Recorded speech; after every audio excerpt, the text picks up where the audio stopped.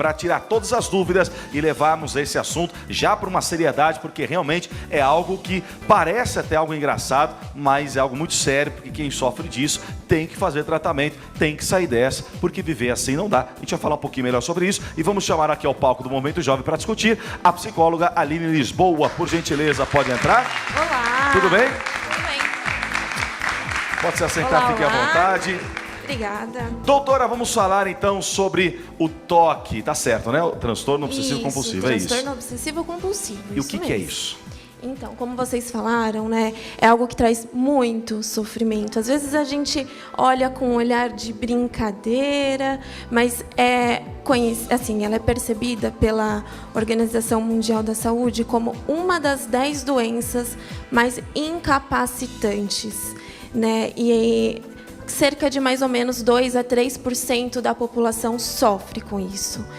E o que acontece? Quais são esses sintomas, né? É um pensamento obsessivo. São aqueles pensamentos que vêm de forma intrusiva, invasiva e é muito irracional também. E para se livrar desses pensamentos, cria-se alguns rituais, alguns comportamentos que são obsessivos, são repetitivos, para eliminar esses pensamentos que insistem em permanecer aqui na cabeça da pessoa. Puxa, coisa séria. Dá uma dica pra gente de alguém que sofre com isso e faz alguma coisa que dá para detectar que seria um TOC. Um exemplo de como é o transtorno? Ou algum exemplo de alguém que você já atendeu, né? Um paciente, de repente, ou alguém que você conversou, que tinha e o que essa pessoa fazia para poder tirar, como você falou, né? Tirar esses pensamentos aí. Então, tem casos que às vezes a gente ouve com mais frequência, que é a questão da limpeza, né? Então, às vezes as pessoas demoram horas no banheiro e criam-se rituais nesse banho. Então, usam shampoo e aí lavou o cabelo, mas se contaminou pelo frasco do shampoo. Então, tem um segundo shampoo. E aí, o que acontece? Perde-se muito tempo, a pessoa se sente culpada, se sente envergonhada, porque sabe que aquele ritual é irracional. E qual que vai ser o cuidado? Primeiro é o não julgamento, né? E a busca de um tratamento com psiquiatra, com psicólogo, é essencial para que esses comportamentos aos poucos vão diminuindo. Muito bem, coisa séria. Sim. Doutora, falando ainda, né? Oi. Olá. Sobre o TOC. Que fatores podem desencadear, né, o TOC? Ele é patológico ou tem alguma coisa na sociedade, alguma coisa externa que pode fazer a pessoa desenvolver? Então, é um transtorno psiquiátrico, né? Então, tem umas lesões em determinadas áreas do cérebro que acaba influenciando o mau funcionamento de um negocinho chamado neurotransmissor, né, que aí causa esses sintomas. E o que os estudos apontam? Que existe a questão genética, então, que vem dos genes, e que se alguém na família tem, existe a probabilidade do filho, do neto, né? Então, é sempre bom ficar atento em relação a isso. Outro fator importante é a cultura. Existem algumas culturas que influenciam e acabam enfatizando alguns rituais. E quem tem essa predisposição pode vir a ter o TOC também. E, por fim, não menos importante, também muito triste da gente se pensar, são pessoas que sofrem com abusos sexuais, por exemplo, passam por um trauma muito intenso. E se tiver essa predisposição que a gente conversou genética, acaba tendo também esses sintomas. Muito bem. Muito bom. É isso aí. Doutora, dá para a gente diferenciar. A gente sabe que tem pessoas que têm muitas manias. Sim. Né? Que a pessoa vai lá e tem o hábito, a mania de falar tal coisa, de fazer tal coisa. Que a gente chega um pouquinho perto disso. Né? Tem que passar em um lugar, tem que tocar em alguma coisa, tem que bater em algum lugar, tem que fazer alguma coisa que para ela é uma mania, né? Ou até no próprio corpo, algum som, algum barulho, alguma coisa. Qual que é a distância, né, entre a pessoa que tem uma simples mania, que ela é um hábito, né, que ela acabou criando, para chegar a essa patologia, chegar ao TOC? A gente pode brincar um pouquinho com a situação? Quem nunca, né? Fez um ritualzinho de leve assim, teve algum comportamento repetitivo, né? E é interessante porque Qual é o limite? É o sofrimento. Fazer, às vezes, em alguma situação, ou mexer muito no cabelo, ou algo relacionado à organização, à simetria, não é uma patologia. Patologia, a doença, o transtorno é diagnosticado quando a pessoa tem um sofrimento intenso, quando ela se afasta das questões sociais, então ela tem dificuldade para ir trabalhar porque o ritual impede, né, esses comportamentos. E, principalmente, a questão do sofrimento, porque essa pessoa é invadida por culpa, ansiedade e vergonha, né? Então, quando traz prejuízo no dia a dia, é o momento de procurar uma ajuda, porque pode sim sintomas do toque. Muito bem, isso aí. Diz que todo baterista não consegue ficar parado, né, Matheus? Não é assim? Que aonde você tá batucando, não é? Você fica de boa? Uhum. Mas não é assim? Que todo baterista começa a batucar na mesa, não sei o quê. Isso seria uma mania, só mania. Uhum. É uma você mania. precisar bater, aí... Isso. Então fiquem de olho, banda. Fiquem de boa. Muito bem, Carol. Doutora, você comentou anteriormente, logo no início, né, que a pessoa muitas vezes ela não percebe, ela não sabe que tem o toque. E como que essa pessoa pode reconhecer que ela tem um problema? O que ela deve fazer? Como ela, assim, diagnosticar ela mesma? Então, porque assim, o que acontece, né? Como eu disse no início, os pensamentos são muito intrusos. Só que a gente é invadido por esses pensamentos o tempo todo, né? Então, o que acontece? Por exemplo, se eu pedir para vocês agora, vamos brincar um pouquinho, não pensem em um bolo de chocolate com cobertura de brigadeiro. O que todo mundo está pensando? No bolo. Eu já estava pensando nele. E se eu falar, não pensa nesse bolo? A gente já está quase sentindo o sabor desse bolo aí, né? Então, o que acontece? O transtorno, ele não tem esse pensamento de algo gostoso. É muito pelo contrário, são pensamentos violentos, que trazem mal-estar, trazem medo, trazem angústia. Então, se a pessoa começa a perceber que esses pensamentos estão sendo invasivos, pensamentos pesados, muito ruins, com muito medo, e essa ansiedade está aumentando, é o momento de buscar ajuda. É difícil se autodiagnosticar, né? Por isso que os amigos, a família tem que estar muito atenta com os sinais, né? Mas percebe que essa ansiedade por pensamentos ruins estão sendo muito presente e que você precisa fazer algo para eliminar, seja fechar a porta, seja lavar a mão, aí é o momento de buscar uma ajuda. Muito bem. Bom. A senhora falou que é um pouco difícil de auto-identificar esse problema. E se alguém convive, eu convivo com uma pessoa que tem, eu percebi que é uma compulsividade, realmente é algo fora do normal, não é uma simples mania, a pessoa tem o toque. Como que eu consigo ajudá-la? Né? Mesmo eu não sendo um profissional, Sim. mas eu sou um amigo ou, de repente, um parente de uma pessoa que sofre com isso e eu gostaria de ajudá-la, de acalmá-la, vamos dizer assim, da maneira mais natural possível. Como é que seria? Sim, é muito importante isso, né? Primeiro é o não julgamento, porque às vezes todo mundo pode dar uma olhada e falar, nossa, que estranho. E isso já faz com que a pessoa sinta mais vergonha desse comportamento. Então, não julgar. E procurar entender um pouquinho sobre a doença, pesquisar e orientar. Falar, olha, eu estou percebendo que está sendo repetitivo. Vamos estudar um pouquinho? Vamos ver o que diz sobre esse transtorno?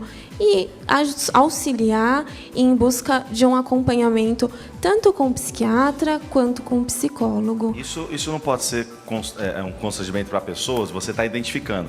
Porque se ela é voluntário ou é involuntário, os pensamentos são involuntários, só que ela tem que fazer. Então é realmente melhor, por mais que você ache que vai constrangê-la, é melhor chegar até ela e conversar com o intuito de ajudá-la. Isso, chega com calma, né? De, olha, eu estou percebendo que está aumentando e está te fazendo sofrer. Estou percebendo que você não quer mais ficar aqui com a gente, você está se isolando e eu estou preocupada. Né? Então, dessa forma, com carinho, com calma, é muito melhor do que só apontar e julgar, porque aí vai trazer mais sofrimento, né? É isso aí, maravilha. E falando sobre ajuda, né, ajudar os outros, eu tô com uma pergunta aqui da Josiane. Sim. Então, além dessas opções, conselhos que você já disse, existe algum medicamento que possa ajudar no tratamento do toque? Sim, é importante, né? Então, tanto o acompanhamento psiquiátrico, porque o psiquiatra vai indicar a melhor medicação, que pode ser ou antipsicótico ou antidepressivos, porque o que acontece? O toque, às vezes, ele vem meio que camuflado em outros transtornos, né? Então, o psiquiatra vai auxiliar nessa questão orgânica. E já com o acompanhamento psicológico, a gente vai auxiliar a diminuir esses rituais aos pouquinhos e também entender qual que é o lado simbólico. Porque se existe um sofrimento, a gente vai, aos pouquinhos, entender de onde surgiu. Né? Então, os dois profissionais são muito importantes para que essa doença ela vá diminuindo o grau de sofrimento. Certo? Muito bem, é isso aí. E, doutora, no caso da pessoa que sofre com isso, que ela tem um bom tempo já, e ela não consegue sair, ela não sabe, na verdade, o que fazer, talvez quem identifique não fale nada, e ela realmente precisa buscar ajuda. Quando ela chega lá e ela tem que expor isso para o profissional, tem que mostrar qual é o tipo, geralmente, de tratamento que é feito para que ela consiga uma libertação, né? Se libertar dessas coisas que estão incomodando. Ela tem que se afastar, geralmente, de algo que leva ela a isso ou a pensar isso. Ela tem que substituir algo que ela faz por outra coisa para não correr o risco de continuar com essa obsessão. Qual seria a orientação mais indicada? Assim? Então, né? Primeiro, é difícil mesmo você chegar para um profissional que você não tem muito contato e falar sobre o que te faz sofrer. Então, essa conquista com o profissional vai sendo realizada aos pouquinhos, né? Então, o primeiro passo é identificar que sozinho já não está dando conta, que esse sofrimento está muito maior do que a pessoa pode conseguir lidar sozinha, né? Então, aos pouquinhos, vai tendo uma conversa. A medicação é importante porque auxilia na questão mais biológica mesmo dos impulsos. E precisamos falar sobre isso, porque quanto mais a gente pensa de não posso pensar no bolo de chocolate, lembra? Mais o bolo vai estar presente. Então, quanto mais a gente negar falar sobre o que se sente sobre essa doença, mais ela vai permanecer, mais vai trazer sofrimento. Muito bem, isso aí. Carol. Doutora, há alguma pesquisa? Há alguma pesquisa, alguma coisa que aponte, assim, ou a senhora sabe nos dizer, que pessoas assim estão mais propícias, né, a desenvolver o toque? Tem uma idade certa, né, um público específico que é mais propício a desenvolver, ou todos podem desenvolver o toque? Muito interessante, né? Porque o toque ele é infelizmente, né, uma doença que não mede nível social, né, idade. O que as pesquisas apontam? Que nos meninos, os transtornos, o sintoma, na verdade, aparece na infância. Né? Com as meninas, esses sintomas vão se intensificando, mais ou menos na adolescência, início da vida adulta. Mas, infelizmente, as crianças sofrem, os adolescentes e os adultos. Então, todos, infelizmente. Por isso que precisamos falar abertamente sobre o tema e desmistificar de que é só uma mania. Não, é importante a gente identificar o que é doença e o que é uma mania aceitável. Realmente sério. Doutora, fala pra gente, qual foi um dos casos aí mais bizarros que você já pegou, de um exemplo aí bem diferente, vamos dizer assim, de toque que é até exagerado que a pessoa cometia, ela teve que realmente passar por um tratamento? Então, existem alguns casos de verificação, né? Então, às vezes as pessoas... É normal a gente se questionar, será que eu fechei a porta? Será que eu fechei o gás? Mas é tudo muito intenso. Então, um caso, por exemplo, onde a pessoa ia deitar e verificava o gás. E aí, passava a noite em claro nesse levantar e verificar o gás, ao ponto de não permitir que ninguém usasse a cozinha para que o gás não tivesse a possibilidade de escapar, ao ponto de não sair em lugares onde existia uma praça de alimentação, porque as pessoas poderiam não ter o cuidado. Então, você percebe o quanto ela vai se limitando, quanto ela vai ficando presa nesse mundo de dor, né? Então, cada caso tem sua subjetividade com muito sofrimento. E no caso, de repente, alguém que acaba agindo por isso, uma compulsividade, só que algo que acaba envolvendo a sociedade diretamente. Por exemplo, a pessoa tem um toque de subtrair alguma coisa. Então ela vai na casa de alguém, ela tem que fazer. Não porque ela necessite ou porque ela é uma ladra, acaba se tornando, mas porque ela tem que levar alguma coisa. Existe tipo de caso, ou agressão, alguma coisa que envolva até a questão jurídica, judicial, para que ela tenha que responder amanhã ou depois. E se tiver que responder, isso também ajuda ela, entre aspas, não, ela tem um problema sério, né, de compulsividade, e isso é algo que deve ser tratado. Como é que a sociedade vê essa questão?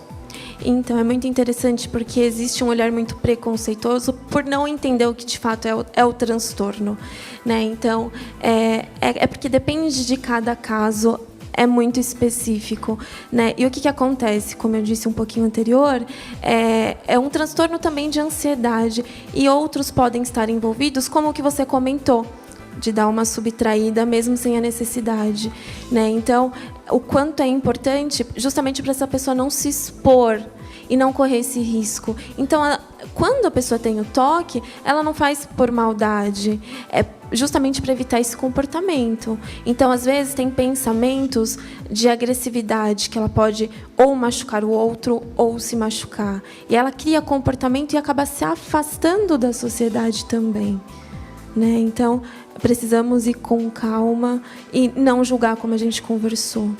Muito bem, isso aí. Doutora, nesse contexto do toque, quem sofre mais, né? Quem é mais prejudicado, assim? A própria pessoa ou também as pessoas que estão à sua volta? Olha, eu acredito que ambos sofrem muito. A pessoa, né? Porque ela está ali tentando lutar todos os dias, porque é um ciclo, né? Então eu tenho um pensamento e aí para eliminar esse pensamento ruim, eu tenho um comportamento que diminui um pouquinho a ansiedade, mas volta tudo de novo. E a família fica às vezes sem saber o que fazer, né? Inclusive às vezes as famílias entram nessa dinâmica e a família adoece também. Então, em alguns casos, quando esses comportamentos estão muito intensos, o acompanhamento psicológico também é essencial para a família, para que ela saiba lidar com a situação, para não acabar influenciando, fazendo com que essa pessoa tenha mais comportamentos, né? E o paciente, como a gente conversou, às vezes quem olha de fora fala, é uma frescurinha. Não, existe muita vergonha, né? Então, poxa, eu sei que isso não vai acontecer. Eu sei que se eu não fechar o gás, não vai explodir do nada. Mas eu tenho que ir lá, porque isso acontece. Eu sou culpado. Então, tem muita fantasia envolvida, mas que a pessoa é consciente daquilo, mas não sabe sair. Sabe? E no caso dessa pessoa que às vezes está até assistindo a gente agora, e ela tem o toque, ela não consegue de jeito nenhum se abrir, ela até espera que alguém, né, identifique para conversar com ela, mas ela acha muito constrangimento, né, não consegue também procurar um profissional, às vezes não tem nem condições no momento para isso. Que dica que a senhora dá para essa pessoa conseguir aliviar um pouco, que eu acredito que vencer mesmo é a base do tratamento, de uma procura profissional, mas para ela aliviar isso, conseguir aí direcionar a sua vida para outro ponto, outro foco, para realmente ela conseguir se sentir melhor. A pessoa que tem o toque e ela não consegue chegar a alguém e pedir ajuda. Eu percebo, né, que uma das coisas principais é saber que ela não está sozinha, porque às vezes as pessoas acabam falando, será que é da minha cabeça, será que só eu sofro com isso? E vai se afastando cada vez mais, né? Então, saber que existem outras pessoas, às vezes acompanhar pela internet, que hoje acaba facilitando, casos onde as pessoas que têm esse transtorno estão conseguindo caminhar, estão conseguindo ter uma qualidade de vida melhor, faz com que essa ansiedade diminua um pouquinho e ela tenha mais força para buscar uma ajuda. Existem algumas instituições específicas para esse transtorno, então se informar também é sempre a melhor opção. Maravilha. Então é isso. Se informe, vá atrás e não fique sofrendo à toa e em vão. Doutora, muito obrigado aí pela sua presença, pela sua participação. Como é que a gente faz para te achar? Bom, podem entrar no meu site, lisespsicologia.com, ou entrar em contato também pelo telefone 96811-5714 ou no telefone do consultório 3862-1202. Muito bem, maravilha. Obrigado obrigada. mais uma vez. E é isso aí.